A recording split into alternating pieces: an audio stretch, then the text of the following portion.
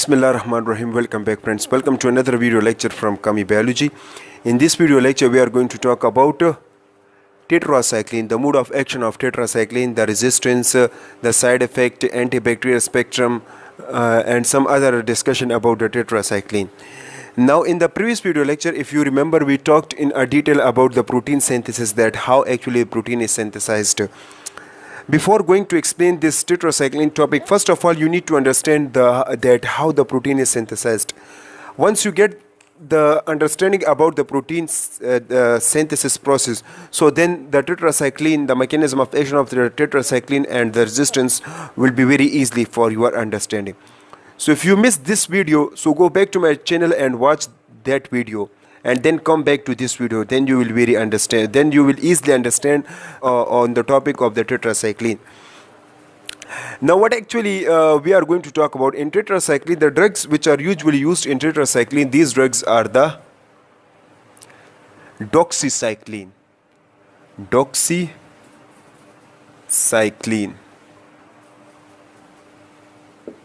minocycline,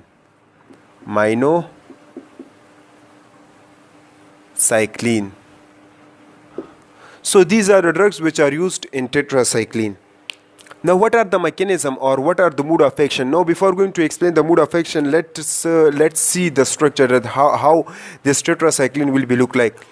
I'm not drawing the exact structure of the tetracycline here. I will just draw a simple structure of the tetracycline, not the correct one. So how it will be look like? It will be look like in this form. As the name indicates, tetra, so it contains four carbon ring.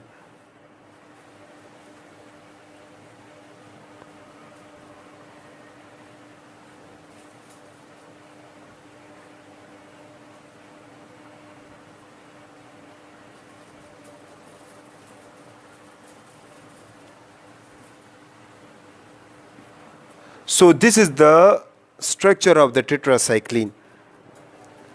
Now, what are the mechanism of action of this tetracycline? First of all, this tetracycline have the ability, this tetracycline will attack on 30th subunit of the ribosome. But how they attack on 30th subunit of the ribosome? This tetracycline will come and they will come and bind to this A site, this one site. They come and bind to this A site. Once they bind to this A site, then what actually happened due to the binding of this tetracycline on the A site, then they whenever they bind to that area, then the charge, this is the charge transfer RNA. If you remember, this charge transfer RNA, or we can say new transfer RNA, have no ability to bind to that area, to this A site. Why? Because this A site is blocked by this tetracycline. So once tetracycline blocked this A site, so no more new transfer RNA, we can say, are bound to that area. Actually, the mechanism of action of this tetracycline is irreversibly. They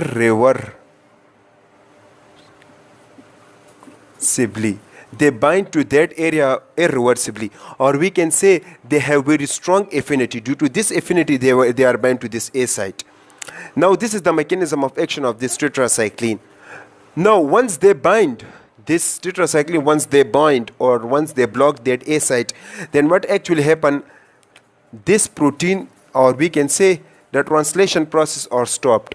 Means the polypeptide chain, or we can say that one area are also stopped. Means protein synthesis process are halted, or we can say the protein synthesis process are stopped. So once this tetracycline block that area, then what actually happen? The cell are not divided, or the cell growth are halted, or we can say cell growth are stopped, because the protein processes are not synthesized, or we can say protein process is stopped. So once the protein process is stopped, so the cell are not growing, and we can say the cell are not dividing. When the cell are not growing and dividing, then we can say that this drug is actually what? This drug is actually bacteriostatic in nature. Bacteriostatic. This drug is actually bacteriostatic in nature. We can say that they can stop the growth of bacteria. They cannot kill the bacteria. they can stop the growth of bacteria. So this drug is a bacteriostatic in nature. Now what are the, so this is the mechanism of action. Now what are the broad spectrum of these drugs? So if we see the antibacterial spectrum or broad spectrum activity of these drugs, so this drug is activated against Brucella. Against Brucella species, it is activated against Bacillus anthracis. Bacillus anthracis. Clostridium tetani. Clostridium tetani. Mycoplasma.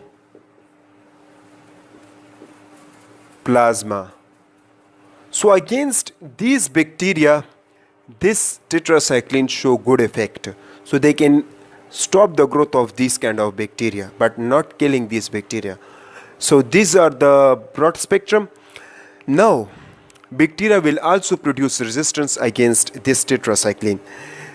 Actually, whenever the bacteria want to survive in the environment, so definitely they will produce some resistance against these tetracycline. Now, what actually happen? As I told you that this is bacteriostatic in nature, then bacteria have the ability, they are trying their best to produce some resistance to expel out the drugs from that area. So they will expel out the drugs from that area. There are many ways of the resistance, but here I will just explain 4 ways of the resistance. Which one? Let me explain. So let me draw here on that area. So the first resistance in this case is the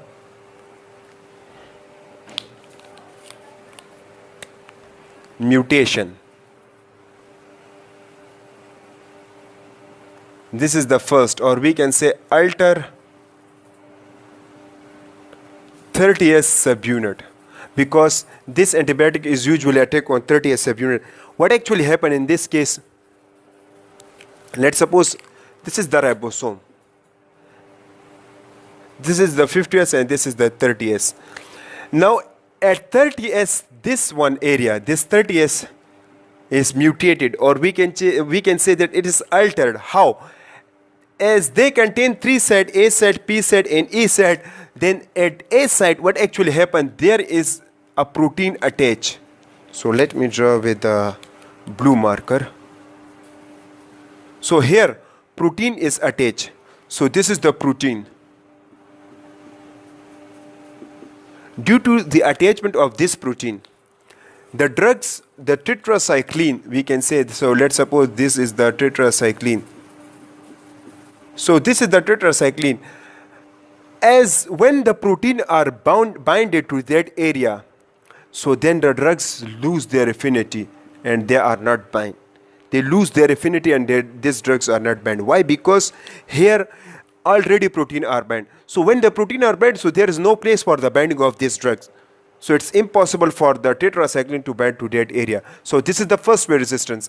As you better know that due to the presence of this protein, amino acid are binded, but the drugs will not bind. The charge transfer RNA are bind to that area, but the tetracycline will not bind. This is the first way of resistance. The second way of the resistance, if we talk to, is enzyme production, or we can say degradation of drugs. Drugs degradation through enzyme. Through enzymes. Now what actually happened in this case? Now what actually happened in this second case, bacteria will produce some special kind of enzyme. So whenever they produce some special kind of enzyme, let's suppose this is the enzyme. Due to this enzyme, the drugs are strongly bind to that area. So this is the drug.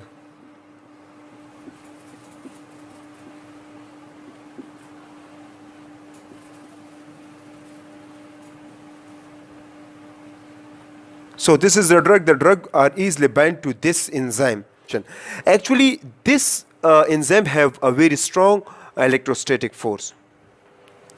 This is the second way. Although there is no protein present, but when there is no protein present, so there is a chance for a drug to bind that area. But what actually bacteria do? The bacteria produce this one enzyme to stop or to degrade the drug. So this is the second way of the resistance. The third way of the resistance, if we talk to, this is the production of efflux pumps. Production of efflux pump. Now in this case, I already explained it, but let me once again tell you a little bit.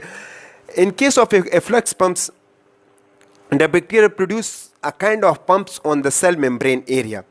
Due to this cell membrane, due to this production of efflux pump, then what actually happens? The drugs which are entered through purine channel or through passive diffusion, the drugs which enter, then they will expel out through this efflux pump.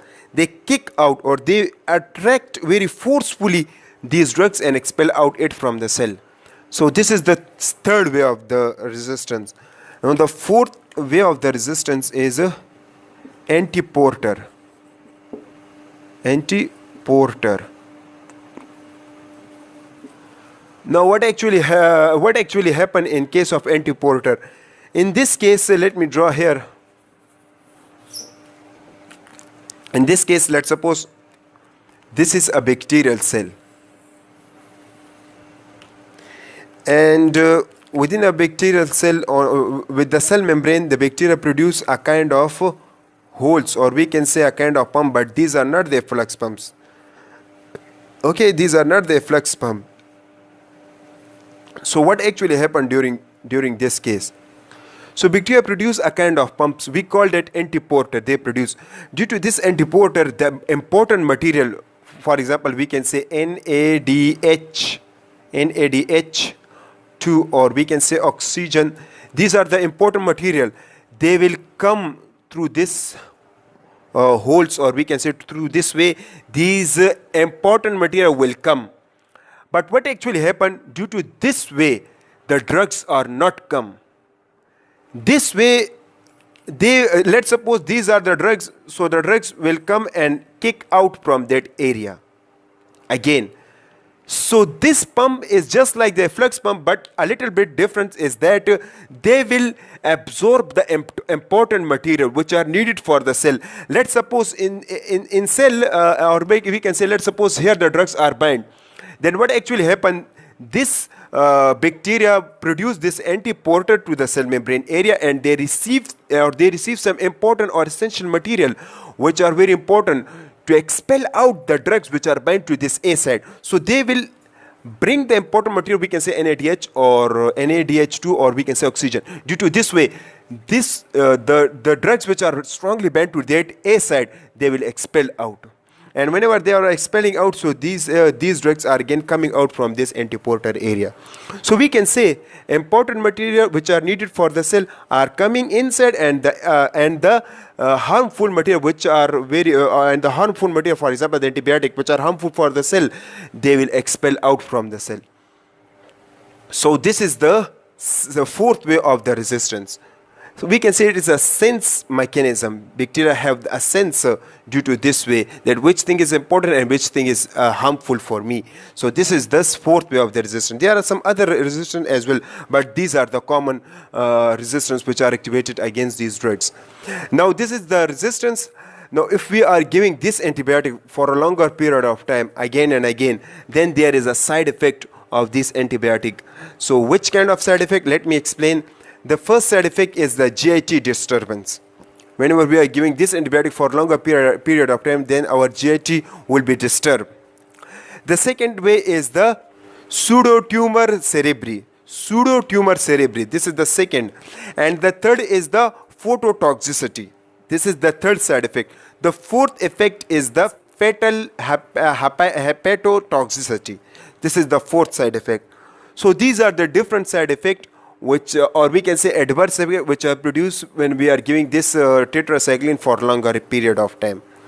So that's all about the tetracycline, the mechanism of action, side effect, antibacterial spectrum, and everything about the tetracycline.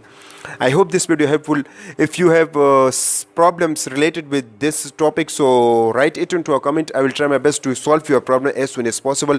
If you like this video, please hit the like button, share this video, and also subscribe my channel to get more interesting video lecture like that. Thank you so much.